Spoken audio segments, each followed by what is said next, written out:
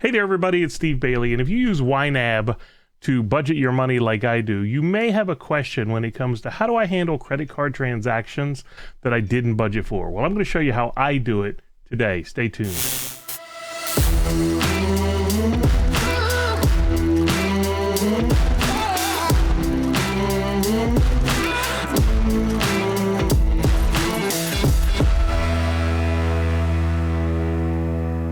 Hey there, everybody, it's Steve Bailey. I do a weekly podcast every Monday night at 7:30 Eastern, and I do it live on YouTube and I do it live on Facebook. And I got a question recently that I thought deserved a little bit deeper explanation, and that is, how do I budget in YNAB for credit card transactions that I make that I didn't budget for? Say you have an emergency, you need to get car repairs or whatever, something happens, and you need to spend money on the credit card that you don't have.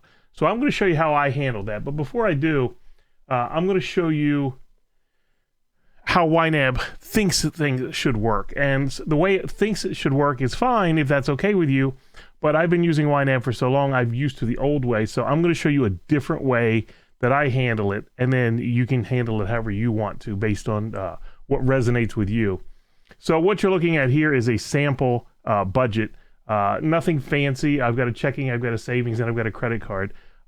In this particular case, let's take a look. What I've done is I've budgeted a paycheck, or well, I haven't budgeted, it's ready to assign, $100, and I've done a grocery store bill of $50. So if you come over here and look, I took that $100 paycheck and I put it into rent mortgage, but I didn't put anything into groceries. So that's why this is showing $50 in the negative, because I spent money I didn't budget. Now, the way YNAB wants to work is basically it wants to wipe that debt out when you go month to month. So you're starting every month with a fresh slate. So if I come take a look at March, I'll see here that groceries is at 0, but it says I've spent more than I have.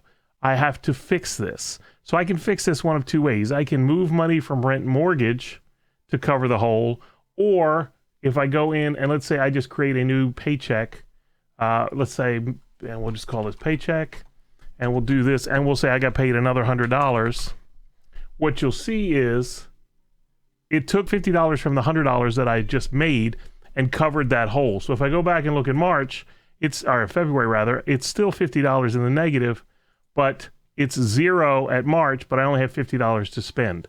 So that's the way YNAB wants to work, is that it will basically not penalize you for going into the negative, but it will take away money that you can't budget for future purposes, which is great if you're used to that, if that resonates with you. But I like having buckets filled in. I don't like having negative numbers. So what I would do in this case is I would probably take $50 for my groceries, and I would put it, or for my rent, and I would put it into groceries. So that would zero that out. And then when I come forward to March, I would have $100 for my paycheck ready to assign. That's the way I like to work. So what I'm going to do is I'm going to take this out. I'm going to go back to where I was. I'm going to take this, put it back here. So we're back at the slate. So now let's say, actually, you know what, let's do this. And this is another way you can do it. If you click on the red number, you can cover that overspending with a category, and it will basically move the money for you. Okay, so that's the way YNAB wants to work. Now, it gets a little different when it comes to credit cards, and let me show you. Let's say I go into my credit card, and I'm going to go back just so I can do this into the past and show you, because doing transactions into the future doesn't really work for demonstration purposes. So let's say in February, I went to the auto mechanic and I had to pay $1,000 on the credit card because I didn't have it budgeted, and I knew I didn't have it budgeted, and I knew I didn't have it in my checking account. So the way YNAB works with respect to credit cards is a little bit different. If you notice, this is $1,000 in the hole, but when I come forward to March, it's set to 0, and it does not affect my money assigned. That's because YNAB knows this is a credit card. It knows that you have spent the $1,000 that you didn't have, and it doesn't do anything. But it is definitely something that you need to address and something you need to pay that credit card back. So you will be budgeting money. So if I come into, for example, March, and I budget a paycheck, let's say another $100, it's going to be expected that I'm going to take some of that $100 and put it into this to pay down the credit card over time. So that's how YNAB is expecting to work. But the problem that I have with that, as I undo this real quick, the problem that I have with that is it still shows a negative number in the category for February. So the way I like to handle it, and you don't have to do it this way, but this is the way that resonates with me, is I will take the money from the credit card here. Okay, and when you put in a negative number here, it puts the credit card into the negative, which is fine. It's a credit card. That's what it's supposed to be. But it gives you $1,000 ready to assign, which I can then take and put down here. So this will zero this number out. It will zero out the credit card. So it basically does nothing different than what it did before, except that my categories down here are zero. Now, if you are truly budgeting with respect to YNAB and you want to see how much you spent versus how much you allocated, this strategy may not work for you. That's not how I use YNAB. And one of the nice things about YNAB is that you can use it however you want as long as it works for you. So I prefer having all of my categories at zero instead of leaving some over and under, because it makes me mental. So I hope that makes sense to you. Not everyone is going to be like that. It's going to depend on you and what resonates with you.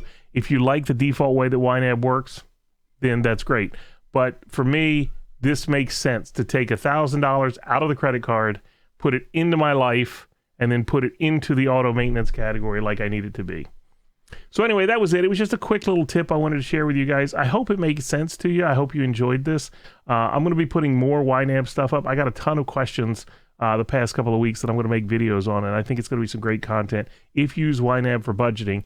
If you don't and you want to check it out, you can go to steve-bailey.com/YNAB, and I say that instead of the regular link because that's an affiliate link. If you decide to use YNAB from my link, then I get a little bit of a kickback. But you can also go to youneedabudget.com or ynab.com if you don't want to do that. That's fine. But anyway, if you like this content, please make sure that you subscribe to the channel.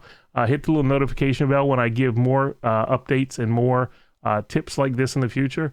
And that's it. Don't forget the show every Monday night at 7:30 p.m. Eastern. It's on my YouTube channel. You can go to steve-bailey.com/YouTube.